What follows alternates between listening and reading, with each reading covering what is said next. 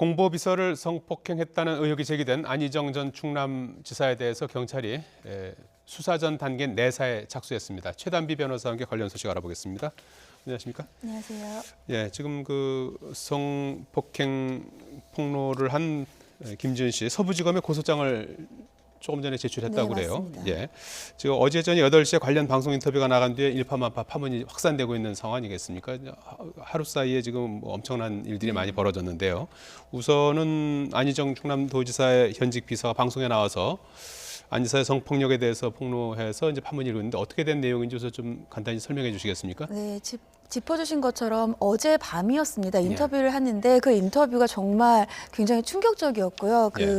파급력이 지금 굉장히 대단합니다. 예. 어제 저녁에 한 방송 인터뷰에서 안희정 지사의 정무비서이죠. 김지은 씨가 성폭력과 관련된 내용을 폭로를 했습니다. 예. 이 김지은 씨 같은 경우는 안희정 지사가 대권의 후보였을 때에 그 당시 대선 캠프에서의 홍보기획 팀장이었고요. 예. 그 이후에 안희정 지사가 비서를 특별 채용할 때 수행비서로 채용된 작년 초가 되겠죠? 그렇죠. 작년 초엔 수행비서였고요. 5월에 대선이 있었으니까요. 네. 예. 지금 현재는 정무비서로 근무하고 있는 비서인데요. 예. 이 김지은 정무비서의 진술에 따르면 지난해 6월에서 8개월여간 즉 거의 뭐 러시아나 아니면 스위스 등의 해외 출장이라든지 아니면 국내에 있을 때 4차례에 걸쳐서 성폭행을 당했고 성폭행은 4차례가량이지만 성추행 같은 경우는 정말 수많은 성추행을 당했다 이렇게 진술을 했고요. 여기에 대해서 안 지사의 이야기에 대해서 본인은 반문할 수가 없었고 수행비서라는 직책에 대해서 안 지사가 늘상 얘기한 바대로 본인은 따를 수밖에 없었던 직책이었다. 거기에다가 모든 걸 다 맞추는 게 수행비서였기 때문에 본인은 거절할 수 있는 상황이 아니었고 그 당시에 이제 그 인터뷰에서 안희정 지사와 합의에 의한 것이란 얘기가 있는데라는 질문을 하자 그런 합의를 할 정도의 관계가 아니다. 제가 원한 관계가 아니었다. 이렇게 진술했습니다. 예. 안희정 충남도지사라면 뭐 국민들 대부분 이제 아시는 분이고 민주당 19대 대선 후보 가운데 한 명이었고 차기 또 유력 대권 주자 가운데 한 명 아니겠습니까? 그래서 거물급 정치인이어서 더 충격이 더 큰 것 같아요.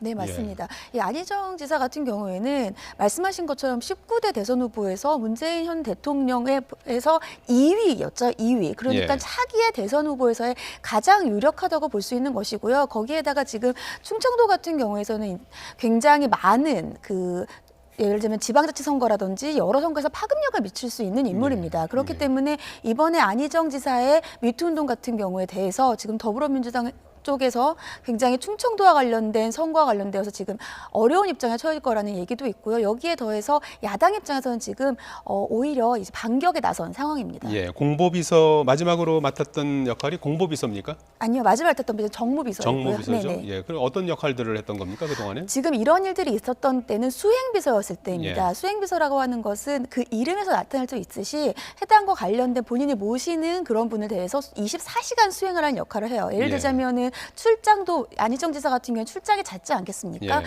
뭐 장기 출장 같은 경우에서도 24시간 수행을 하기 때문에 일반적으로 지금 안희정 지사가 남자이기 때문에 여성이 수행비서를 하는 것은 조금 부적절하지 않나라는 처음부터 얘기들이 있었다는 얘기도 들리고 있습니다. 예. 근데 여기에 대해서 물론 관련되어 있는 부지사 같은 경우에는 수행비서 같은 경우는 지사가 임명하는 것이기 때문에 이것은 뭐 예를 들면 참모진과 합의해서 되는 문제가 아니다. 그렇기 때문에 여기에 대해서 예를 들면 비서관을 채용하는 것 자체는 문제가 없다라고 하지만 24시간을 수행해야 되는 수행비서의 역할의 특성상 과연 이성이 이것을 하는 것이 올바랐느냐 이것이 오히려 이러한 문제들을 예견할 수 있었던 부분이 아니냐 이러한 지적도 있습니다. 네. 애초부터 문제를 안고 있었다 이제 이런 부분인 것 같은데요. 사건이 보도되자마자 안 지사가 새벽에 소셜 미디어를 통해서 사과문을 올리지 않았습니까? 내용 중에 합의에 의한 관계였다는 비서실의 입장이 처음에 나왔었는데 그것은 잘못된 거고 다 제 잘못이다 이렇게 했다고 해요. 네. 이 성폭력 혐의를 인정한 건가요? 아니면 이제 좀 이 상황을 좀 우선은 좀 받아들여야 되는 그런 상황이기 때문에 이렇게 표현한 건가요? 저는 후자 쪽이 더 맞지 않나 개인적으로는 그런 생각을 하는데요. 예. 이 김지은 비서가 인터뷰를 했을 때에 예. 그 인터뷰어께서 합의에 의한 것이라는 얘기가 있다라는 얘기를 했습니다. 근데 거기에 대해서 합의할 관계가 아니다라고 얘기를 하면서 예. 그때 합의에 의한 관계다는 것이 이제 비서실의 입장이었던 겁니다. 근데 여기에 대해서 안희정 충남도지사가 합의에 의한 관계였다는 비서실의 입장은 잘못이다라고 얘기를 했어요. 근데 이것을 문맥 그대로 다르게 해석을 해보자면 그럼 합의에 의한 관계가 아니라면 이것이 예를 들자면 폭행이나 협박 또는 업무상 위력에 의한 관계라고 풀이될 수 있지 않겠느냐. 그래서 이것을 어떻게 해석을 해본다면 이것이 본인의 스스로의 범죄에 대한 자백으로 볼 수 있지 않겠느냐. 이러한 지적도 있지만요. 이 SNS의 문구만을 놓고 봤을 때에는 그렇게 해석하기는 좀 어렵습니다. 왜냐하면 수사기관 내에서의 진술이라고 볼 수도 없고요. 거기에다가 합의에 의한 관계였다는 비서실의 입장에 잘못됐다는 어떤 도의적인 책임 그리고 본인의 직속 예를 들면 부하라고 해야 될까요? 부하 직원에 대한 어떤 책임에 대한 것들을 스스로 통감한다는 정도까지로 인정할 수 있고 이 이외에 예를 들자면 둘 사이의 관계에서의 폭행이나 협박이 있다든지 위력에 의한 간음이 있다는 본인의 수사상에서의 불리한 것을 인정한 것이라고 보기는 좀 어렵지 않나 싶습니다. 예. 자, 이 도지사와 지금은 이제 도지사 이제 사표를 네. 냈죠. 도지사와 수행비서와의 관계에서 발생한 일 아니겠습니까? 이제 성폭력을 네. 이제 제기한 건데요. 이렇게 되면 법이 더 가중됩니까? 처벌이 어떻게 됩니까? 일단 약간 둘 사이의 진술이 아직은 엇갈리고 있고요. 예. 현재 경찰에서는 아직 내사 단계이기 때문에 구체적인 상황에 대해서는 알려진 바가 없지만 예. 예를 들자면 폭행과 협박이 없었던 것을 전제로 했을 때에는 그냥 폭행과 협박이 없었던 일반적인 간음일 때에는 어떠한 형법상의 처벌하기가 굉장히 어려운 부분이 발생을 합니다. 예. 그런데 안희정 충남도지사와 예를 들면 김지은 비서 사이에서는 업무상의 관계, 상하의 관계가 있기 때문에 이러한 경우에는 업무상 위력에 의한 간음 또 강제추행 부분에서는 업무상 위력에 의한 강제추행죄가 될 수 있고요. 이 경우에는 형법에 따라서 업무상 위력에 의한 간음죄의 경우에는 5년 이하의 징역이나 1,500만 원 이하의 벌금이기 때문에 일반적인 갑을 관계가 아닌 업무상의 지위에 의한 관계가 아닌 경우보다는 가중처벌된다고 볼 수 있습니다. 예. 여기서 용어에 대한 설명이 조금 필요할 것 같은데요. 지금 많이 이제 그 혼용돼서 쓰이기도 하고 그러는데 성폭행, 성추행, 성희롱 이 법률적으로 어떤 차이가 있는 겁니까? 우리는 일반적으로 성폭행, 성추행, 성희롱이라고 부르는데요. 예. 법률상 용어로는 뭐 강간, 강제추행 그리고 성희롱이라고 불립니다. 예. 일반적으로 성폭행이라고 불리는 부분에 대해서는 폭행과 협박에 의한 성관계가 있어야 되고요. 예. 성추행과 관련돼서는 성관계까지는 없다 하더라도 신체적 접촉을 일반적으로 요구합니다. 예. 그런데 뭐 폭행과 협박 정도는 강제 예를 들면 성폭행까지는 아니더라도 당사자의 의사에 반하거나 예를 들면 한 거를 조금 힘들게 하는 정도까지는 인정이 되고요. 예. 성희롱 같은 경우는 신체적인 접촉이 없어도 인정이 되는데 현행법상으로는 일반적인 성희롱은 처벌되지 않고요. 예를 들면 직장 내 성추행 같은 경우, 성희롱만 같은 경우에만 처벌되고 있습니다. 예. 김지은 씨가 이제 주장한 내용은 지난 8개월 동안 해외에서와 국내에서 4차례 성폭행 네. 당했다 이제 이런 내용인데요. 피해자가 지금 제기한 내용만 갖고 처벌이 가능하다고 보십니까? 일단 예를 들면 장소 같은 경우나 예. 시간 같은 경우를 조금 구체적으로 진술하고 있습니다. 아. 그런데다가 예를 들자면 해외라든지 국내라든지 이런 장소적인 것은 전혀 제약이 되지 않고요. 예. 거기에다가 2013년 6월 이후이기 때문에 고소가 필요한 사건도 아니고 예. 당연히 얼마 지나지 않은 사건이니까 공소시효도 많이 남아있죠. 일반적으로 피해자의 진술이 굉장히 구체적이고 여기에 대해서 어느 정도의 진술의 신빙성이나 아니면 보강되는 증거들이 있다면 충분히 처벌이 가능한 사안입니다. 예. 자, 뭐 정치권도 지금 발칵 뒤집혔고요. 뭐 민주당은 안 지사에 대한 그 심야 회의를 열어서 제명 출당 조치를 이제 하지 네. 않았습니까? 이 서지현 검사의 증언으로 시작된 미투 운동 아니겠습니까? 이것이 이제 전방위로 지금 확산되고 있는 상황인데요. 이번 일을 계기로 해서 더 확산될까요? 어떻게 보십니까? 처음 시작한 부분이 법조계였습니다. 법조계를 거쳐서 뭐 문화계, 예술계, 연극계, 학계까지 해서 이제는 정치권까지 왔습니다. 이것을 기본적으로 찬찬히 보신다면 이제까지 미투 운동은 다 권력과 관련되어 있습니다.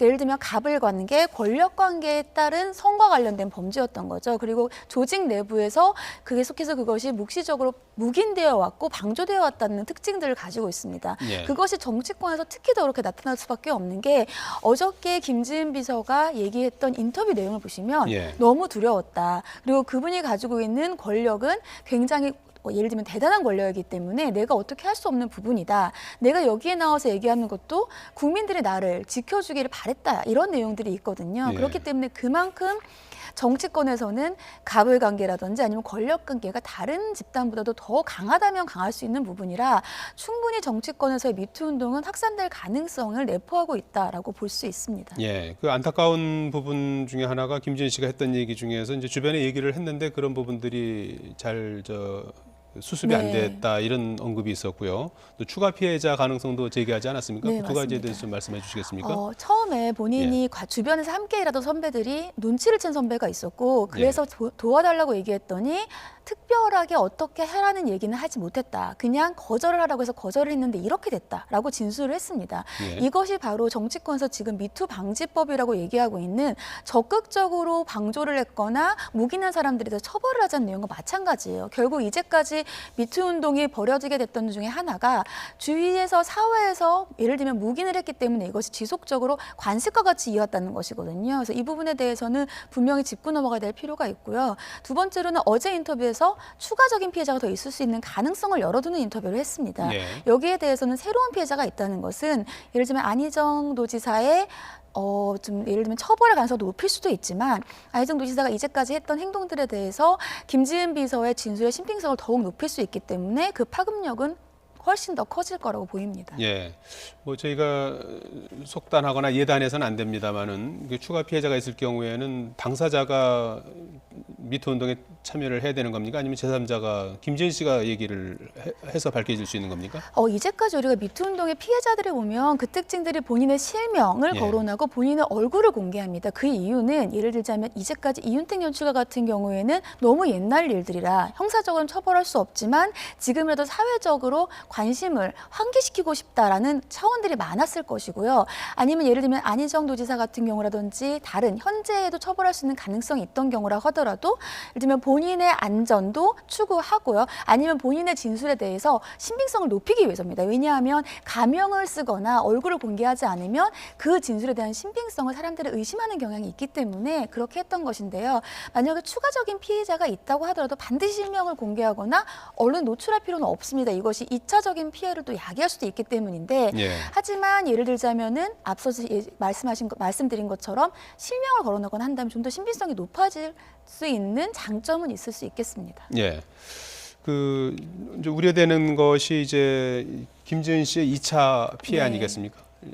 일단은 충남도에서는 근무를 계속 할 수 있을까요? 어떻게 보십니까? 일단 오늘 정무라인이 함께 일괄적으로 사퇴를 했습니다. 예. 여기에 이제 김지은 비서도 포함되어 있다고 알려져 있는데 이 남궁 부도지사 같은 경우에 얘기를 한 것이 지금 일괄적으로 사퇴를 했기 때문에 사직서가 있는 거지만 본인이 원한다면 얼마든지 추가적으로 근무할 수 있는 환경을 조성할 예정이다라는 인터뷰는 했습니다. 예. 하지만 지금 이것이 2차적인 피해 민투방지법에도 하나가 있는데 2차적으로 그 조직 내에서의 피해자를 보호해주고 불이익을 주지 않아야 한다는 것이 지금 가장 중요하거든요. 예. 그렇다면 만약에 단순히 사퇴를 하지 않는다고 하더라도 본인이 더 이상 2차적인 피해를 입지 않도록 관련이 없는 부서로 이동한다거나 그 전에 관련됐던 사람들과 접촉을 최대한으로 하지 않을 수 있는 방안들을 마련하는 것이 가장 좋은 2차적인 피해 방지법이 되지 않을까 싶습니다. 예. 본인이 원할 경우에는 거기서 계속 일할 수 그럼요. 있게 네. 해주는 게 굉장히 중요할 것 같고요. 지금 안희정 지사는 이제 지사직을 사퇴했고 경찰이 내사에 네. 착수한 거죠. 네, 맞습니다. 현재 경찰은 내사에 착수 중인데 그렇다면 왜 수사를 하지 않고 내사를 하느냐? 예. 경찰이 현재 내사를 하고 있다라고 얘기한 이유는 현재는 이제 피해자의 폭로가 먼저 있었던 것이고 그 이후에 구체적인 혐의를 아직 특정하지는 못했다는 겁니다. 그렇기 때문에 혐의가 없어서 내사를 하고 있는 것이 아니라 구체적인 혐의를 파악하는 과정을 거쳐서 수사로서의 전환도 가능하다는 것이고요. 현재 또 거기다가 앞서서 말씀하신 것처럼 오늘 서부지검에 고소장이 제출된 상태이기 때문에 수사의 전환은 좀 더 빠르게 이루어지지 않을까 싶습니다. 예. 지금 서부지검에 오늘 오후에 이제 고소장을 제출을 했어요. 피해자의 이제 피해자도 이제 조사를 이제 네. 받게 되지 않습니까? 이 말이 전부 사실일 경우에 앞서도 언급을 해주셨습니다만 어떤 처벌을 받게 되는 거죠? 현재 어떠한 행위들이 구체적으로 특정될지 여부에 대해서 달라지는데요. 예를 들자면 폭행이나 협박이 없었다고 한다면 업무상 위력에 의한 간음죄가 될 것이고요. 네. 만약에 둘 사이에 있었을 때 어떠한 폭행이나 협박이 있었다라고 한다면 형법상의 강간죄라든지 성폭력 특별법에 따른 범죄도 가능할 것이기 때문에 어떠한 행위를 특정할 것에 대해서 경찰의 수사가 중요해 보입니다. 예, 알겠습니다. 예, 지금까지 최단비 변호사였습니다. 잘 들었습니다.